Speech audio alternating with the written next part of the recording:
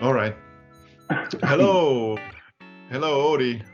Welcome Hello. to the second vlog from our habit growth hacking sprints. Yes, it's How are you funny doing? how good. I mean, I was just thinking that it's funny how time flies when you're having fun. It's already been 2 weeks. Exactly. Already 2 weeks. Yeah. So today we are looking a bit into the results from our second growth hacking sprint, and also a little bit the difference between the social posts and also email marketing. What we have been running in this sprint. Yep. Yeah, so quickly to us. So my name is Jussi. I'm a product evangelist and community manager at Habit, and my brother in crime, Rodrigo.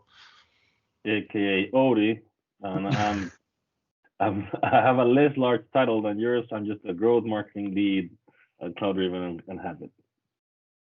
Cool. Let's get started.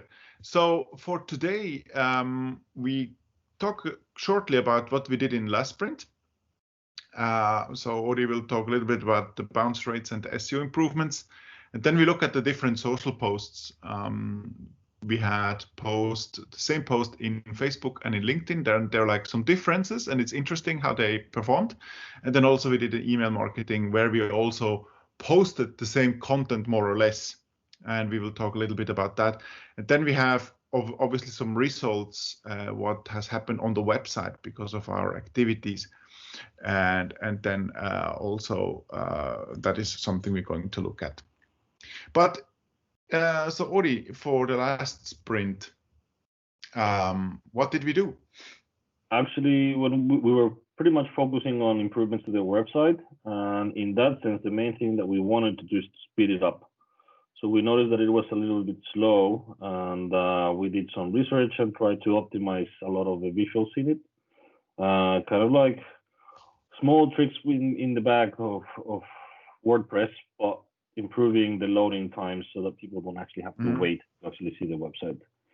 The other thing that we were working a lot on was trying to lower the bounce rate. So in order to do that, we had to go to kind of the place where we have the descriptions for Google, so that it knows what type of website it is, and then it matches it with the queries. So we define kind of like what the description of the page and the content, so that we could lower that bounce rate, and we got pretty good results. This is kind of the annoying, making very small changes, but then it pays off because you kind of like give the right, let's say, hint to Google about what you're about. So for those you viewers who don't know what a bounce rate is, so quickly, what is a bounce rate? The bounce rate is the percentage of people that come to your website and go away without actually doing anything on it. So it's more like they go out. So it means that they go in and they see that it's not relevant for their query, so then they go out away pretty fast. Yeah. All right. Okay, let's have a look at our social post. So this is the social post we did on Facebook and on LinkedIn, and it was actually to our growth hacking user adoption session what we had at the SharePoint user group in Finland, where we talked about marketing automation measures, what we can use actually to drive user adoption within an organization. So it's basically content we created, and we used this post to drive traffic to that video. And we had some really interesting things going on in Facebook and especially in Instagram.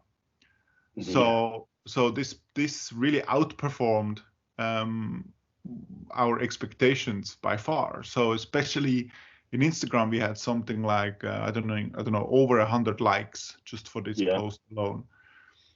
And it was really interesting and also surprising for me a little bit. Well, I mean, for me, it was also surprising the feedback or the engagement in Instagram. Yeah. But I think it's also interesting to notice that when you're posting, if you have linked or connected your Facebook account with Instagram, also when you are boosting posts, it also happens there. Like you can actually choose that when you're boosting it. Mm-hmm. Sometimes you get like these nice surprises that help you with kind of like creating awareness of your posts, or when you're trying to, like in our case, that most of these posts are for awareness of the brand. So Yeah. you get these nice surprises. Another thing worth keeping in mind in these posts is that we started kind of like we're restarting the Habit website or site in Facebook. So at the moment, our let's say network, or the followers that we have in Facebook are relatively small Mm-hmm. compared to other businesses, but we've been growing them. So posts definitely help you to keep growing it. And some of the tricks that you could always do is, when people, after they like it or they share it, you get to see that in your feed. And when you see who actually liked it, it gives you the open. Would you like them would you like to invite them to like your page as well? So then you send the invitation, and usually that's one way that you can help. You can grow your audience. You grow your audience. You can be this will be kind of like a proactive way that someone said, "Oh, I like your post. Well, would you like to like my page?" Yeah, exactly. So because exactly. normally we don't hear this that much around online. It's more about like do the post and be down and be very active. Well, that's okay, but how do I get like in real life, how in practice, how can I get some of that people that are already engaging with me? How do I engage back? And this is kind of like a tangible way of doing it. Yeah, but I mean, having a reach, I mean, in Instagram of 935, of course, it's a small number, but if you look at the percentage of how many engaged, it's a lot. It's almost 20%. Yeah, it's really, really a lot. So I was really like, I remember looking at the notifications on Instagram, like what the heck is going on? So yeah, it was kind of interesting. Yeah, it was interesting. It's kind of like weird and interesting because I mean, also the engagement that the engagement rates that we're getting is also giving us the confirmation, or actually numbers that we can make the right assumption that we got the right audience. Yeah, absolutely. So now keep on hanging. We have to hang in there and keep targeting this audience to grow our space within this audience. Exactly. But I mean, we think that the average of what's a good Facebook engagement is let me refresh my mind. It's something about 5%. Yeah, if you are above 1% of engagement, that's good, and we're kind of like hitting 2-3% in general terms. Yeah.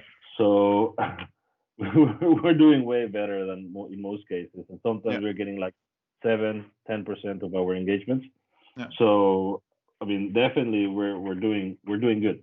I mean, that's the awareness building, what we do at the moment. We will get back to that. What is the next phase later on?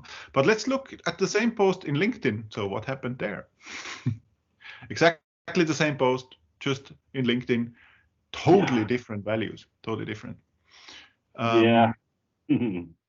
So it's really interesting to kind of compare those two different things. It's exactly the same thing. It's a different platform. Kind of the similar audience, wasn't it, Odi? Yeah, we were targeting the similar audience, but then again, this is a little bit interesting because we've noticed that when we sponsor our content, we get very bad, like, well, not bad, but these are low, let's say, results. Yeah. Low engagement rates. We had on the other hand, it's not that we're failing because we're growth hacking, we're learning, but we're also confirming our theories.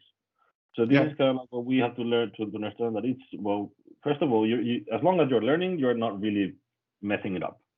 Our theory was that our target audience is way more active in Facebook than it is in LinkedIn.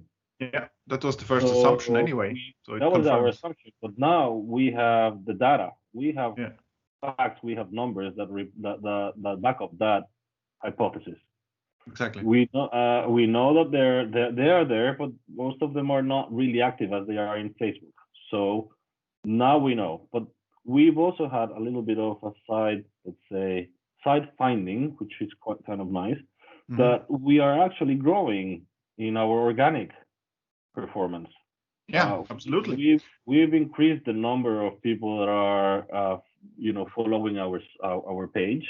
Yeah, I mean the next slide shows this. So LinkedIn, we increased unique visitors, also new followers a lot, which was like also very like surprising. Surprising, like, yeah. Suddenly we just turn out like from one week to the next, and it's like, oh, yeah, there's like, what happened? What happened? Like we're not getting anything from our sponsor ads, but then the organic is like people are starting to follow us. They're starting to like and take notice of our post. So yeah, and the same with Facebook. Yeah, same with Facebook. Also, yeah, it's going up, not as steep as LinkedIn. And for Facebook, we can say minus 52% post reach is as well, because we only posted one Facebook post now in this sprint versus the last one was 3. So it makes sense that there is a lower post reach. Yeah, we did actually 2 because we post one yesterday. Yeah. True. Yeah, true. You're right. Yeah. But interesting. So the trend is in the right direction. Yeah. Yeah, but that was also another growth hack, because the first ones we were actually doing, our posts were based on a lot of giving content that is helpful for our audience, so content marketing in a way. And the second ones were more about just brand awareness, saying like, hey, we want these awards, and just kind of like talking a little bit about habits. So it was, that again goes with the theory that content marketing is way more engaging and people are willing to interact and share it more because they find useful than the traditional marketing. Like, look at me, I won this award, I'm pretty. So yeah, exactly. Again, so, that gives us another result, which is we have to hit hard our content, and we have to keep generating our useful content for if we want to increase our share in the market or our space in Facebook. Yeah, exactly. So we also did a newsletter. So let's talk a little bit about the newsletter. So in overall terms, the newsletter performed pretty well. So an open rate of, what was it, 34%? No, yeah, 34%, a bit more. It's pretty good. And industry standard is around 20%. Mm. So yeah, it actually performed pretty well. We were a little bit spoiled from last spring, where we had open rates of about 50%, which is insane. but we are still. This was the first newsletter now since the summer. So and we are planning to get one out every month. So we have like a monthly newsletter where we kind of summarize what's going on in Habit. And here as well, we had the link to the growth hacking vLog. We had the link to the growth hacking user adoption, and we had the link to the new website. But maybe you can show the heat map. Yeah, and just in the meanwhile, I just wanted to say a little bit that I think another thing that was interesting is that I was quite happy. If we think of our open rates from last year, when we were talking that we were actually doing screen 2, that we were actually doing 50% of open rates. We were also very present in all the events, like the community events, going to presentations. So we were engaging also with our audience, because we were building at the same time in the events. Now, if we think that, after COVID and everything that has happened, and we had to lower down a lot of our activities, that if we think of 8 months, like a year removed from that heavy activity, and we still have 30 or like around 35% open rates, at least we can say that our audience remembers us. They like what we're saying to them. So it's kind of like it's a good feeling that we were not just put in the back of their minds. Exactly. So here the heat map. This is the heat map. Yeah. As you can see, there's some numbers here and here. This is pretty much out of our total audience. What were they clicking, and which ones were they clicking the most? Funny enough, pretty people get a lot. Our CEO got 10% Yeah, of our clicks, and we also we have got a people. pretty CEO, I know. Yeah, and we also have we got a lot of talk to us, so that would lead into inquiries, or at Yeah. least this one directed us to the website where they could also find out more. But as we were thinking that always people are curious when there's a new website, how did they modify it, how did it look before, how does it compare to ours? So in that kind of sense, this was kind of something that we expected, and it's nice to see that people were actually going to see it. And we did see this in our analytics that we were keeping our numbers of visitors kind of like going up. So talking about analytics, let's go there. Let me share my screen again. So here we are. Okay. So here was the result of the website traffic. So we have, from all the hacks we are doing now since a month, roughly, we have an increase of 54% of new users.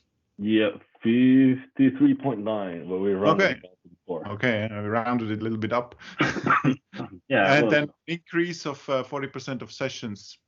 Yeah, 39.6, but again, we rounded it up. Yeah.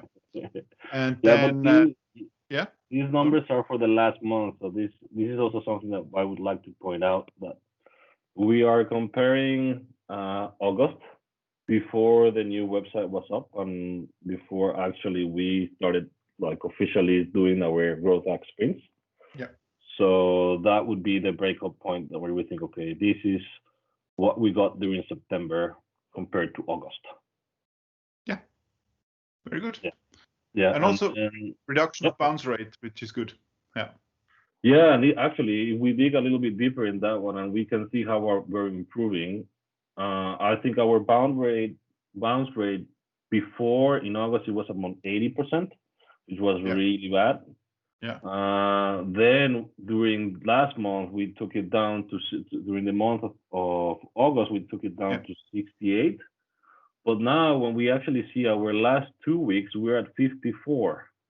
So what is a standard, like a good bounce rate when we say, okay, now we are in the green zone of bounce rates? Depends on the industry, but I think for our industry, because we're a SaaS product and in technology like software, we should be around 40, between 40 to 50. Okay, we are getting really close. We're getting there. Green zone, yeah. Honestly, there are some sites that say that they have 30% bounce rates or less. I think Google says that if you're getting less than 20, there's a problem with the way you're tracking it.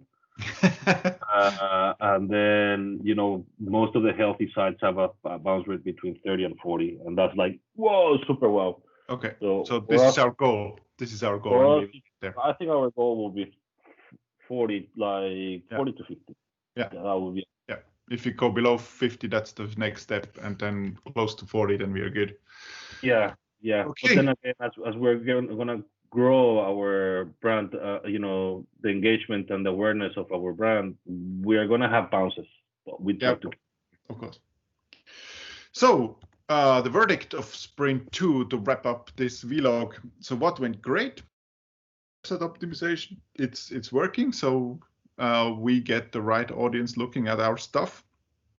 Yeah, we're getting there. We're getting there. Yes. And then, so the Facebook post really overperformed, especially on Instagram, which was a big surprise. Then also the LinkedIn reach and followers increased, as we could see, and the post timing insights were also an interesting data we got out. This is where we were also using a little bit of another growth, in a slightly different way, the A/B testing.